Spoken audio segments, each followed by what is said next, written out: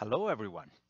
What we're going to talk about in this lecture is a second big metabolic process that takes place not in all living organisms, but in those living organisms that we call photosynthetic or photoautotrophs will be the most appropriate term for that. A quick overview of what we'll talk about. First of all, we'll talk about photosynthesis in general. We'll talk about the organisms that do that. And also we'll talk about some of these components that are key for photosynthesis, such as the pigments, NADPH, and so on. And then we'll go through the steps in photosynthesis. We'll talk about those processes that altogether make up the light reaction, where ATP, and NADPH is produced. And then we'll talk about the Calvin cycle, which is where actually carbon dioxide gets fixed into glyceraldehyde 3-phosphate. And then finally, we'll finish up talking about one problem that affects photosynthetic organism, which is the high affinity of one enzyme named rubisco for oxygen. And we'll talk about how algae and plants in particular, they all have overcome this problem with different strategy, in particular using the C4 cycle for when it comes to plants.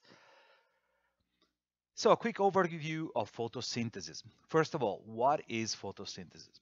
Photosynthesis is that process that basically stores or transfers electromagnetic energy, which is a type of kinetic energy, taken from the sun, and it stores it into small molecules, small organic molecules, in the form of chemical energy, which is a form of potential energy. So it's a transfer of energy, or fixation of energy coming from the sun, form of photons, into chemical energy. Now, you'll see later on, light is captured thanks to the use of this molecule, pigments, and is performed by different type of organisms. Here we'll focus mostly on plants, but it's done also by algae and also bacteria, like cyanobacteria. Those organisms that we have the first evidence of living that gave us the first evidence of living organism on Earth, their cyanobacteria do perform, for example, photosynthesis in a similar way that we talk about. And this is responsible for the removal of carbon dioxide, huge amount of carbon dioxide every year. Now, as I said at the beginning, this is a process done only by a subset of living organisms. We don't do that, for example. Animals don't do that. Now, in general, living organisms can be divided between producers and consumers. Producers, the most appropriate term for producers is actually autotrophs, meaning organisms that can produce their own food. They don't need to import it from outside, but they can produce it, autotrophs. We are instead consumers. We actually have to eat producer, we have to eat autotrophs, organism, in order to survive. We cannot produce our own food. We are not photosynthetic and so on. Now, autotrophs, organism, also they can produce their food in different ways. So it depends on how they get the energy to produce that food. That can be divided between photoautotrophs or chemoautotrophs. Photoautotrophs, they get the energy from light, from the sun. Plants, algae, cyanobacteria, they're photoautotrophs organisms. And that's the group of organisms we'll talk about today when we talk about photosynthesis. Whereas chemoautotrophs are organisms that take the energy, instead of taking it from light, from the sun, they actually take it from other reducing compound, such as hydrogen sulfide, for example, or ammonia. So they can take the electrons from these molecules and use it to store, to fix carbon dioxide with them. So photoautotrophs are the organisms we're talking about today. Organisms that can produce their own food, taking the energy from the light. And these are also the primary producers that we found on Earth, okay? Also the biggest source of energy for consumers as well. Okay, so let's get into photosynthesis here. Now, photosynthesis is a series of steps, series of reactions that can be divided grossly into two groups. We have the light reactions. These are reactions that take basically what they do. They capture the light from the sun they create an electron flow, and the final goal of the light reaction is actually to fix this energy from the light into ATP and NADPH. And then this energy that's been fixed in the form of ATP and NADPH is used in the Calvin cycle to finally fix the carbon dioxide. Okay, 3 molecules of carbon dioxide are fixed into a 3-carbon molecule, which is glyceraldehyde 3-phosphate. And this is done again using the energy taken, ultimately the energy taken from the sun through the formation of ATP and NADPH in the light reactions. I just mentioned NADPH as a temporary carrier of energy. You can see here when we talk about the light reaction. This is one of the 2 molecules that is generated by the light reaction to store the energy to be used later on in the carbon dioxide fixation in the Calvin cycle. NADPH, as the name says, is very similar to NADH. You remember that molecule that is involved in cellular respiration? That molecule that in cellular respiration temporarily stores the energy in the form of electrons. Same thing here, identical thing basically. NADPH is used to temporarily store that energy in the form of 2 electrons and 1 proton. The proton doesn't carry the energy, but it neutralizes the molecule. Structurally speaking, is basically NADH with an additional phosphate group here, hence that P stands for phosphate here. And the same thing, it can bind 2 electrons, 1 here and 1 here, exactly like NADH does. So basically, it's the equivalent of NADH but used in cellular, in photosynthesis in this case. Where does photosynthesis take place? Well, in the vast majority of organisms, it takes place in the chloroplasts, not in photosynthetic bacteria. It takes place in the chloroplast. These are organelles which are overall in structure that have similarity to the mitochondria, in a sense that they have 2 membranes like mitochondria. In this case though, they have also an additional 3rd membrane system, which defines basically 3 different compartments. What are these membranes? Like in the mitochondria, chloroplasts have an external membrane called outer membrane, and they have an inner membrane here. This defines an intermembrane space, exactly like in the mitochondria. But now, the difference between chloroplasts and mitochondria is that the inner membrane forms invagination, which ultimately give origin to a 3rd membrane system, which is referred to as the thylakoids. Before I get there, thylakoids we talk in the next slide, the space inside the inner membrane is referred to as the stroma instead of the matrix. In the mitochondria, we call it matrix. In the chloroplast, it's referred to as stroma. So what is the thylakoid system? The thylakoid system is the system of membranes that come from the invagination of the inner membrane and form what we call the thylakoids. The thylakoids are these flat sacs stacked on top of each other. So each one of these is a thylakoid. When they're stacked together, they form a structure which is called the granum. If you have multiple of them, like in this picture, 1 here, 1 here, and 1 here, we call them grana altogether. And now, this is the site where the light reaction takes place, in this membrane right here. And then inside these sacs, there is a space which is different from the stroma, which is called the thylakoid lumen. You'll see later on, this is where the protons are accumulated through the light reaction. Summarizing the differences in the 2 parts of photosynthesis and where they take place in the chloroplast. So as I say, the light reaction takes place in the thylakoid membrane using the thylakoid lumen here, this space right here. Whereas when it comes to the Calvin cycle, this takes place in the stroma, so that space inside the inner membrane there. So all the enzymes are there. That's where the carbon dioxide gets fixed into glyceraldehyde 3-phosphate. Now, what I just discussed applies to chloroplast. When it comes to photosynthetic bacteria, they don't have chloroplast, but they have a structure which is overall similar to chloroplast. In fact, photosynthetic bacteria are very similar to chloroplast. In fact, the endosymbiotic theory says that the chloroplast originated from photosynthetic bacteria, like cyanobacteria. And what is their structure? Well, they don't have chloroplast, but they have invagination of the main cell membrane, exactly like the thylakoids are formed in the chloroplast. And these form thylakoid membranes.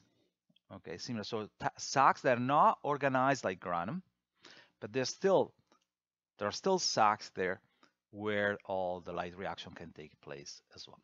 And in photosynthetic bacteria, now there is no stroma, there is the cytoplasm, and that's where the carbon fixation, so the equivalent of the Calvin cycle, takes place.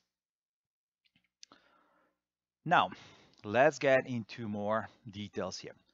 You'll see when we talk about the light reaction that the light is actually absorbed by some molecules which are organized inside two big structures which are called the photosystem. We have two photosystems, photosystem 1 and photosystem 2. So these photosystems are formed by proteins and this molecule called pigments. Pigments are of different types. There are different types of chlorophylls. Chlorophyll A and B are the main ones. And then we have carotenoids. Now, these pigments are able to actually absorb the light from the sun in the form of photons. So they can be hit in a specific electron. They all have one specific excitable electron that can be hit by a photon. And when this happens, they absorb the energy of that photon. And when they do that, these electrons that get hit at a very specific wavelength gets excited. What do we mean by wavelength? Well, wavelength is a way to describe the electromagnetic radiations. Okay, so when it comes to visible light, so the light that we can actually see, which is consistent of different colors, red, blue, green, you can see it here broken down. This is actually a combination of different electromagnetic radiations that have different wavelengths, going from around 400 to 700 nanometers. So you can actually separate this, all right? And when you separate them, that's when you get basically the different colors. That's what you do with a prism. When you take a prism, you shine the light, which is white light, through this prism. It actually can get separated into this color. So you're separating these different electromagnetic radiation of different wavelengths. Well, going back, when we talk about pigments, they can absorb only some of these electromagnetic radiations at specific wavelengths. So chlorophylls can pick up, let's say, at 480 nanometers, but not at 200 nanometers, and so on. So specific wavelengths that can be picked up by these pigments. Now, when this happens, as I said before, the light, the photon hits the pigment, and specifically, they have a specific electron that can get excited at specific wavelengths. And when it gets excited, it goes from a lower level of energy, you can see in this picture here, to a higher level of energy. What we say is that it goes from a ground level or ground state to an excited state. So now this electron is storing that energy that was before associated with this photon. What happens to the energy once it's absorbed by this electron inside the pigment? Well, this energy can be transferred or lost. So three things can actually happen to an electron that's gone excited. In all these cases, the electron will follow the second law of thermodynamics. So it's excited, but it tends to go to a lower level of energy, right? So it tends to go back to the ground level. How does it do that? Well, it can do that through fluorescence. Fluorescence means that the energy, the electron can lose that energy in the form of heat or light. And when it does that, it releases it, it goes back to the ground state, lower level of energy. This is what is happening here. The energy is lost, form of heat or light, goes back to the ground state. In alternative, that energy, plus minus the electron, can be transferred to another molecule. So if the energy only is transferred from the electron to another electron in a different pigment, and this is happening in the photosystem, now you have a transfer of energy. The electrons go back in the first pigment, goes back to the ground state. And now this pigment would have an electron that's gone from the ground state to a excited state. Okay, there still be a little bit of energy lost. There must be, right, for this process to be exergonic, otherwise it will not happen. This process here of transfer of energy from one electron to another one in a different pigment is referred to as inductive resonance. It's the main mechanism through which the energy taken from the photon is transferred in the photosystem all the way to the central chlorophyll. We'll talk about that. I repeat the same thing over and over, it helps. The third way in which the energy absorbed by this electron can be transferred is by actually transferring the whole electron too. So some chlorophyll, you see, chlorophyll, the central chlorophyll in the photosystem, what they do, they actually transfer the electron to a primary acceptor, is called the molecule. And by doing that, they transfer not only the electron, but the energy associated with that. And then this electron you see later on gets replaced. Okay, so three things that can happen. Energy can get lost as fluorescent or heat, light or heat, and or the energy can be transferred to a different pigment and the electron goes back to the ground state and can be excited again by another photon, or the electron can actually be transferred physically from one pigment to another molecule, which is a primary acceptor. Now, why do we have different chlorophylls? You see that these chlorophylls, whether it's carotenoids or, sorry, these pigments, whether they are chlorophylls or carotenoids, they are all present in the photosystem, all of them. Now, to have them all present, they're actually allowed to expand, and I'll show you when we talk about the absorption spectrum in a second. They allow to us expand the capacity, ultimately, of absorbing light. So now they extend the amount of energy that can be taken from the sun instead of narrow it down to a single type of wavelength. Before we get there, so a few information about the structures. So there are different types. Chlorophylls are the main type of pigments, photosynthetic pigments found in plants, green algae, cyanobacteria. That's what gives them this green color. There are different types of them. They all have similar structure. They have a hydrophobic side chain, and then they have a head here, which is the one that actually absorbs the light. The electron that can get excited, it's in this area here. Now, there can be of different types. A and B are the dominant types, and the difference is only in these tiny variable groups here, determined as X in this structure. Together with that, other type of pigments, very important pigments, are carotenoids.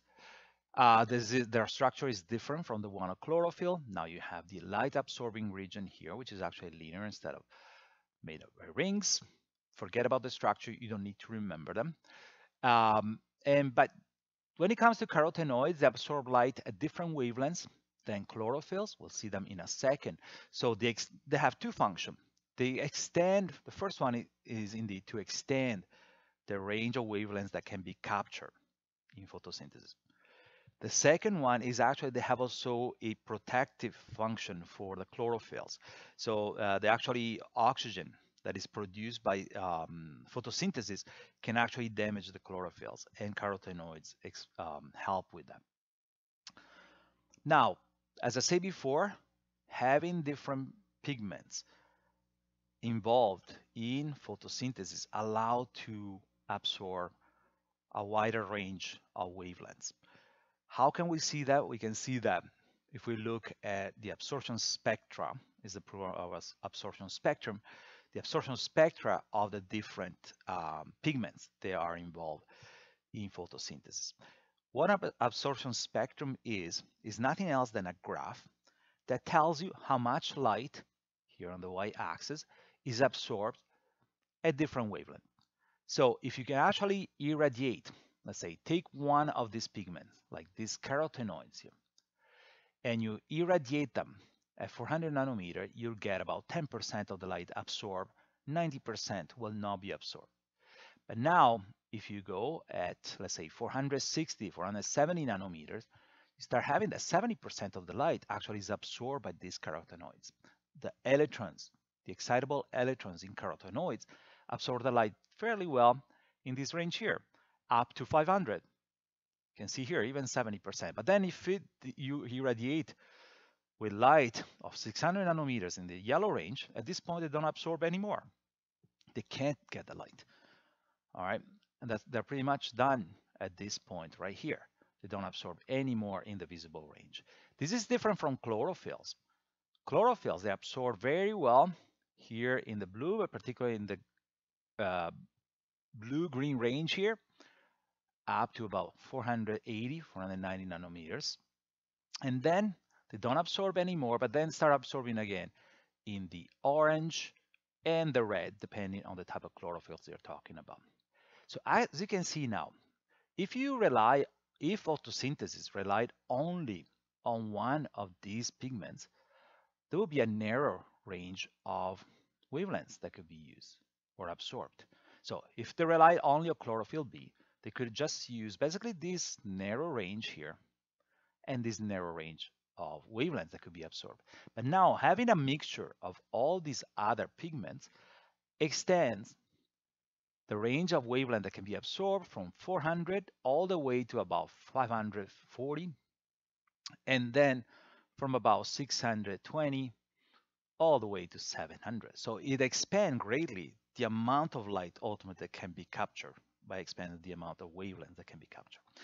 Now, an absorption spectrum is a way to see how these pigments can absorb.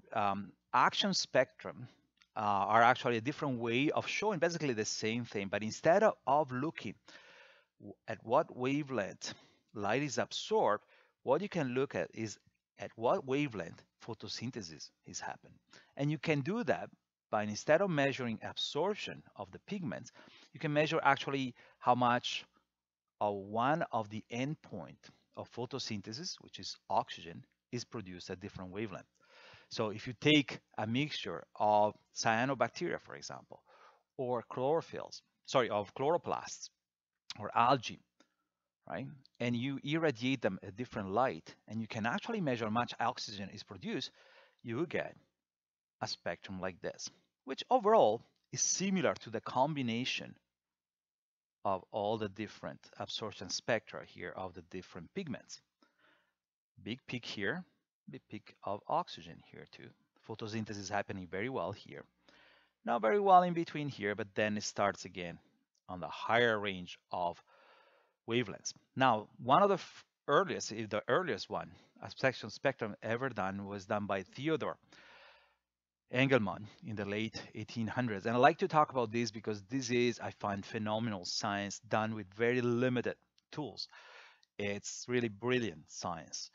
What this person did, he was trying to figure out at what wavelengths, what type of light was giving the best photosynthesis possible. And so he studied this in this green algae called Spirogyra. And so the way he studied it was with very rudimental tool. With a microscope, you can take a slide here, and you can actually spread this algae here. Do a straight line here. And now he irradiated this algae with light which was separated between the different colors. So the different wavelengths were separated. How they did it? Just using a prism. So he took a prism, shone some light through it. The light was separated, and then he directed this separated light, these different wavelengths, underneath the microscope. Okay. So now he has a way to irradiate these algae with different wavelengths here. Now, the last thing he wanted to do was, okay, I can irradiate it with different wavelengths. I have my algae there. How can I see where photosynthesis is happening? Well, as we said before, oxygen is one of the endpoints here. He didn't have a way to measure oxygen underneath the microscope. But he said, okay, I can actually see indirectly how much oxygen is produced if I mix together with the algae some bacteria that can only survive and grow in the presence of oxygen. These are referred to as strictly aerobic bacteria. We talked about that at the end of the cellular respiration lecture. So he took these bacteria, mixed them together with the Spirogyra, irradiate this, and then he could see that the growth of bacteria, and therefore the oxygen production, which sustains it, was happening only in the blue-green range, not in the yellow range, and it was happening again in the orange to red range as well. So you could actually see this physically under the microscope by looking at the bacterial growth in relationship to the different wavelengths, different type of colors that the algae was irradiated with. That's an excellent, brilliant experiment that indeed correspond to what we described here as well. Great. So that was a quick overview of photosynthesis. We talked about the pigments, how they absorb light at different wavelengths, and how they basically allow to expand photosynthesis to a wide range of wavelengths. Now, let's look at the steps of photosynthesis. Let's look at the first step. So there are two steps. The first one defined as light reaction, where energy is basically captured from the sun and stored into ATP and NADPH, which then is used in the Calvin cycle. So let's start with the light reaction.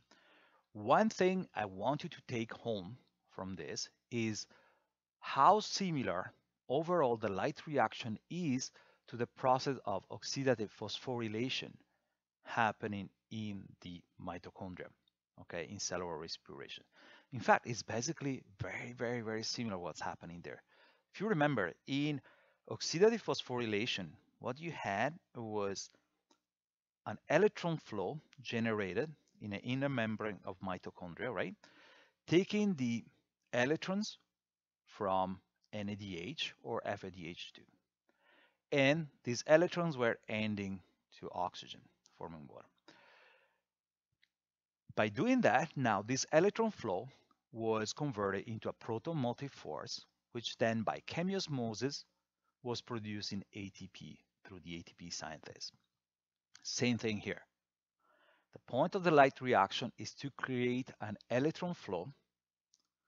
In this case, it's not going from NADH or FADH2, but the electrons are taken from water, transferred through a series of complexes, ultimately the photosystems and so on, cytochromes and so on, and ending, this electron is going from water, ending not to oxygen, but it's ending on NADP+, converting to NADPH.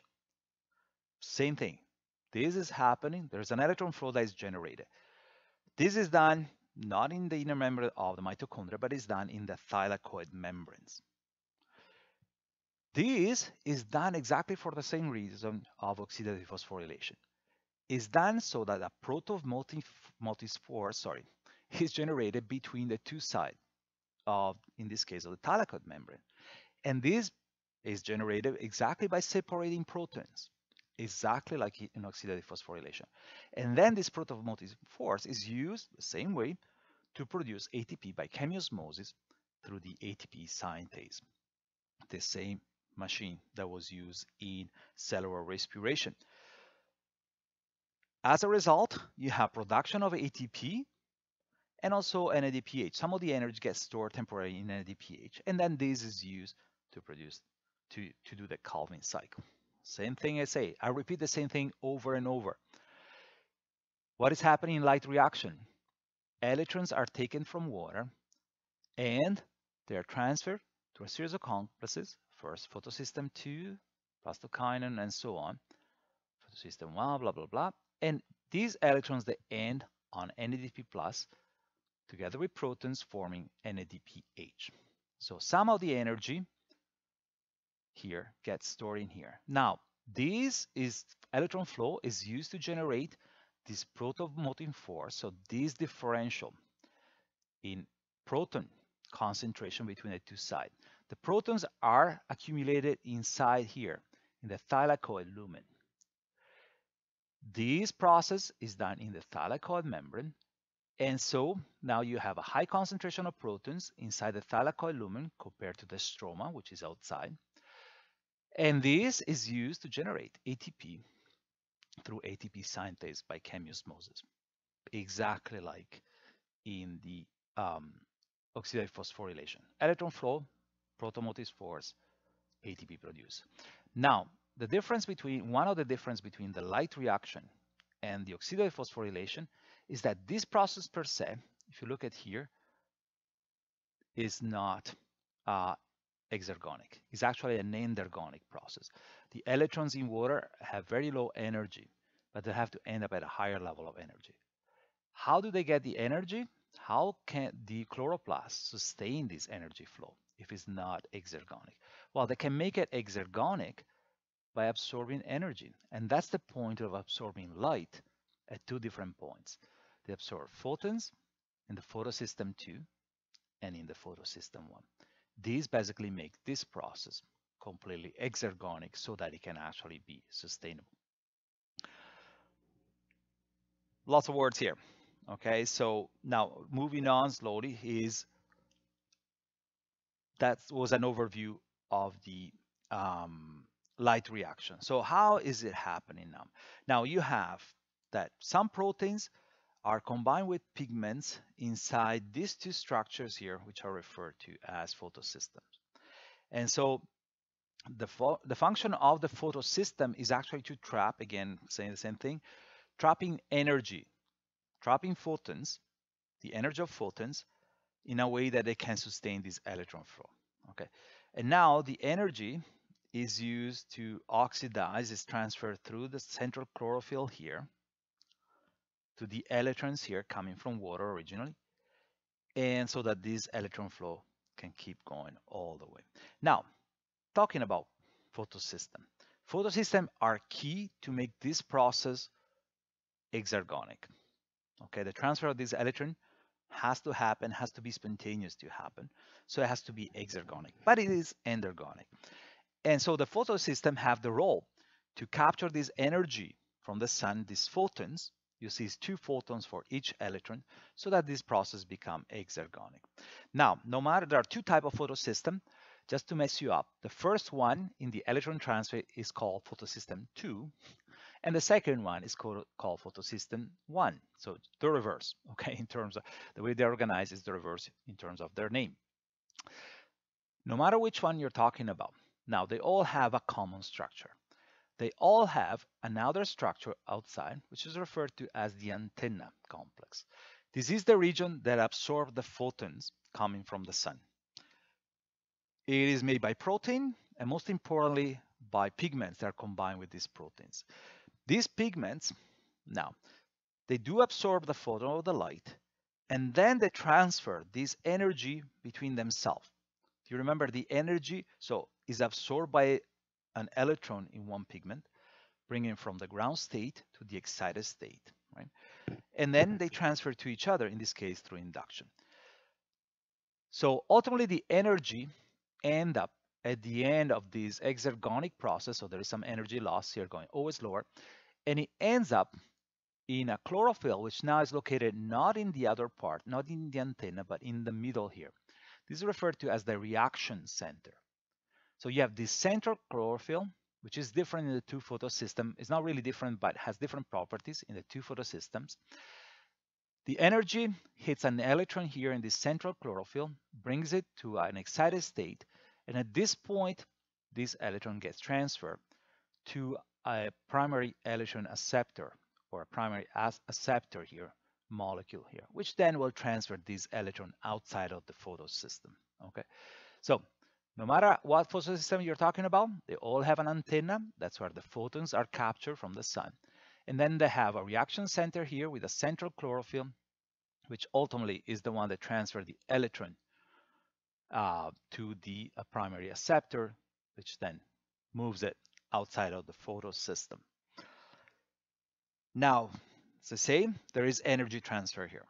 So when we look at the antenna, again, you have tens of pigments here.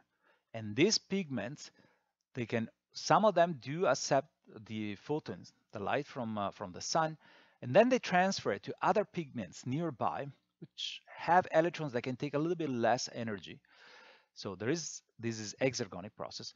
But basically, the excited electron here would have gone from a ground state to excited because I've got a photons, and then would transfer the energy to another electron in another pigments here through a process which, if you remember, is called inductive resonance.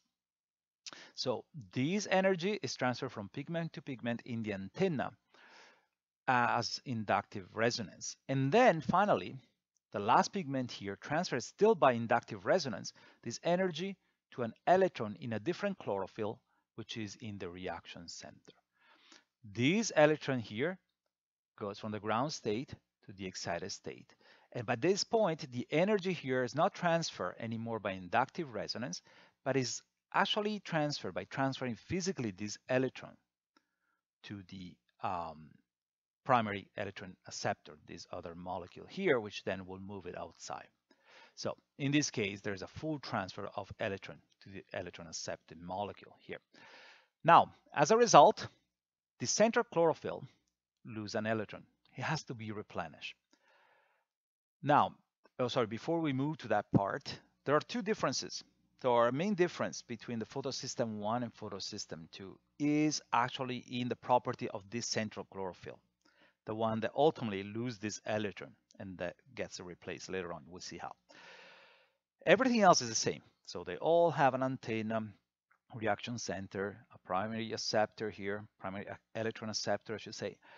But the difference is in the wavelength that can be absorbed by the central chlorophyll.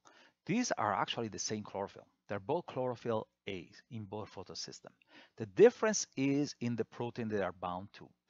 And being bound to slightly different proteins, they form a different complex that can absorb light at slightly different wavelengths.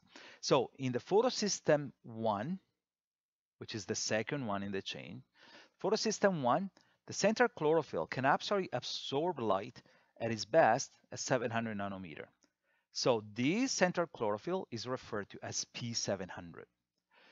In the photosystem 2, which is the first one in the electron transfer there, it can actually absorb light at the maximum of 680 nanometers. And therefore, the central chlorophyll is called P680. Everything else is the same. We'll see there is a difference also where they get, how they get their electron replaced. So both of them will lose an electron, right? Transferring to the primary electron acceptor here in the reaction center. But how it gets replenished is slightly different, different as well. So when it comes to the photosystem 2, the first one in the chain. So we had, as we say before, and I'll repeat the same thing over and over, I guarantee you'll get it. Light is absorbed in the antenna by pigments. It's transferred from pigment to pigment by inductive resonance. And then finally, by inductive resonance, this energy is transferred to an electron in P680. This electron here, the central chlorophyll here, gets excited. But at this point, the energy from the electron is transferred to the primary electron acceptor here in the form of electron, not only energy. So it's not inductive resonance, but there is a full transfer of electron. So this chlorophyll now has lost an electron. It needs to replace it. Where does it get it from? Well, it actually gets it from water. That's where the electrons are coming from. As you were saying before, the flow is from water to NADP+. That's where it enters. The electrons from water, they come from hydrolysis. So water is actually broken down into oxygen and protons here. And the electrons are used to replenish the electron lost by P680. So for every photon here, there will be one electron coming here. Okay. So by doing that, this electron with high energy has been transferred here. Now it gets replaced by another electron, which then will get another photon later. Gets excited again, gets transferred, another electron comes in. So that's how this flow of electron is sustained. So the role of getting these photons in is to actually keep moving these electrons that gets coming from water into P680, bringing them to a higher level of energy so that it can be transferred to the electron transfer chain. And as a result, P680 gets oxidized and reduced, go back and forth in these two states. So now, together with that, so we had now the electrons from P680 gets transferred here to the primary electron acceptor in the reaction center of photosystem 2, and it gets replaced by electrons coming from hydrolysis of water. That's where the oxygen is produced in photosynthesis, sorry. Now, this gets replaced, and now these electrons will keep going through this electron transfer chain here by being transferred in between different complexes and using molecules in between. So now we have a photosystem 2 with the primary electron acceptor that now transfer it to a shuttle molecules, which is plastokinin. Plastokinin is similar to kinin.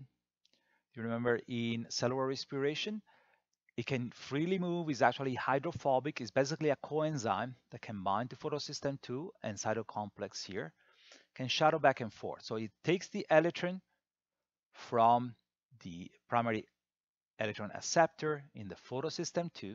Together with that, it binds also a proton in the stroma side of the chloroplast, and then it moves to the thylakoid lumen side, and there it releases the electron to the cytochrome complex and also a proton in the thylakoid lumen. See later on, this is important for the formation of the protomotive force. Once these electrons be transferred to the cytochrome complex, then it gets transferred to another molecule here on the thylakoid lumen, which is plastocyanin, which then transfers it to the photosystem 1. In the photosystem 1, you have the same thing happening than in the photosystem 2.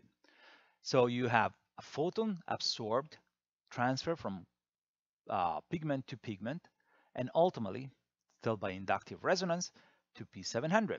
This electron gets excited, and that gets physically transferred to the central, to the primary electron acceptor here in the reaction center. Then P700 gets this electron that is lost here, gets replaced by exactly the electron coming from plastocyanin. So in this case, it's not coming from water, or indirectly is coming from water, but it's coming from through plastocyanin here. So it doesn't get from water here directly.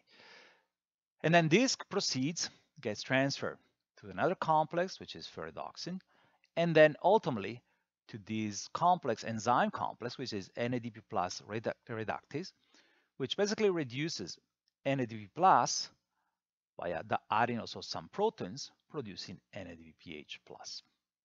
Okay, so there are all of these complexes involved. Again, the two photosystems are there to absorb the light to make this flow exergonic. This actually, the way it's drawn here is very well done because it shows you also the energy level of these electrons. These electrons from water have very low energy level, but the first photon brings it to a higher level of energy. So then they can keep going, following the second law of thermodynamics, all the way to plastocyanin and P700. But here they don't have enough energy again. Second photon gets absorbed, and then the electron is a higher energy again, and all the way to NADP plus reductase. Notice one thing, that the level of energy at this point, it's higher than the level of energy that was in the electron once it was taken from water. So there is still some energy here that can be stored, and that's the reason why this electron ends in NADPH plus. So this molecule has some energy, which can be used for the Calvin cycle. Together with this, again, there's a protomotive force that is generated by all of this. So other complexes you have here, other than plastokinin here, we have plastocyanin here, which is a copper-containing proteins. Copper can be reduced and oxidized, so basically by accepting, releasing the electrons here. Then you have also a cytochrome complex, which is basically here a protein complex with a heme group, with an iron, which can be oxidized and reduced, so they can help with the movement of the electron here as well. And then you have ferredoxin here, which has a iron and sulfur protein. Again, all elements in there that can be oxidized and reduced, so they can take electrons and release them all the time. So these are the complexes involved in this electron flow from water all the way to NADP plus, therefore NADPH here. Now, this process is referred to as linear electron transfer. And if you look carefully see now, you see that you need two photons, as I mentioned before, for each electron that is moving through the photosystem.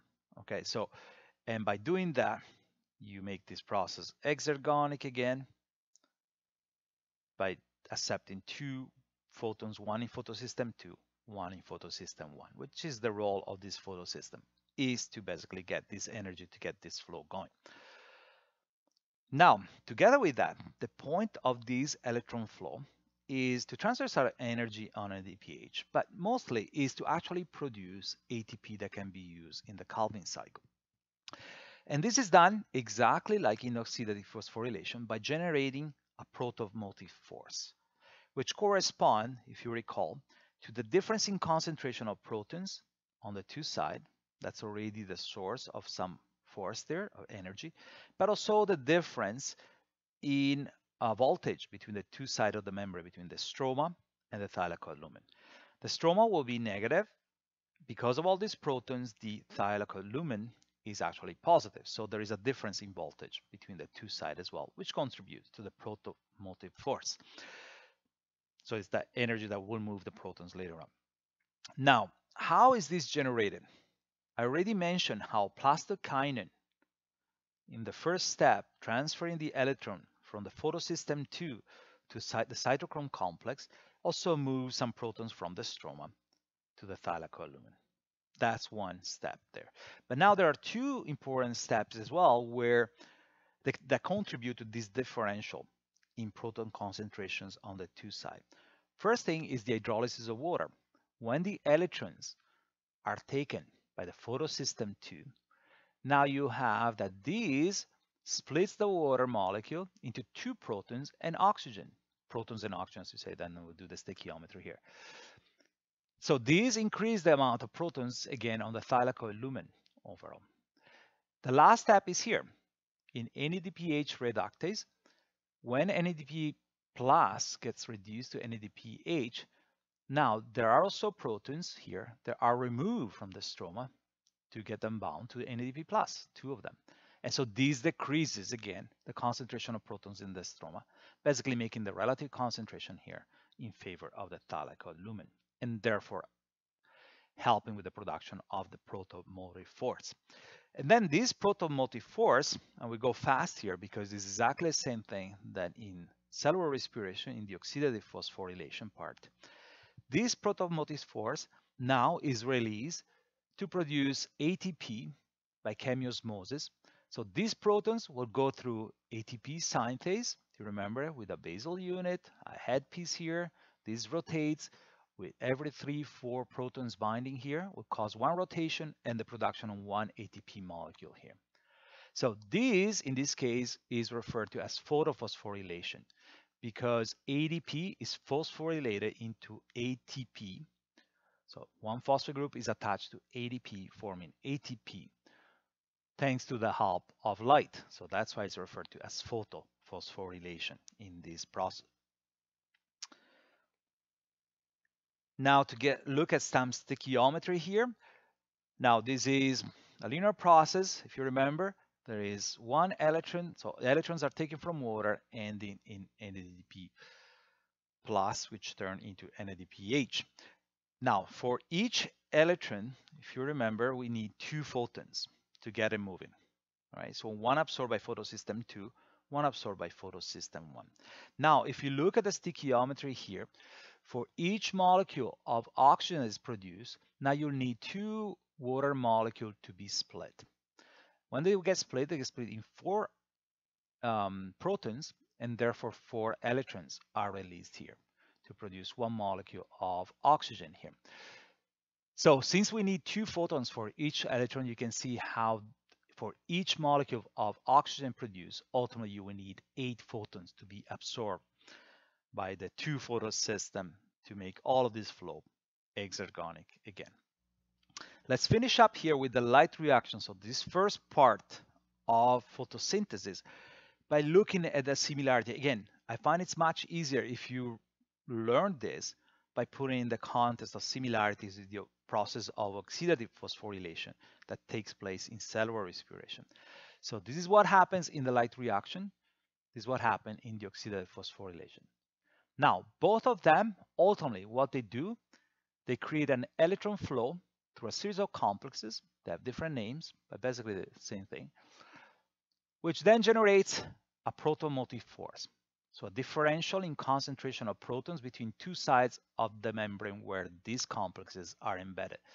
So in the light reaction, these protons are concentrated inside the thylakoid lumen. In the mitochondria, in oxidative phosphorylation, they are concentrated inside the intermembrane space, so between the inner and the outer membrane, which will be here. But basically the same thing. And then this protomotive force is used to generate ATP through ATP synthetase, the exact same complex here, through chemiosmosis. So it's released through this, and this leads to the production of ATP. Now, what are the differences? There are some differences here, where the electrons are coming from. In the light reaction, the electrons are coming from water into photosystem 2. In the oxidative phosphorylation, instead, they come from NADH and FADH2, which in this case were produced by the previous steps of cellular respiration.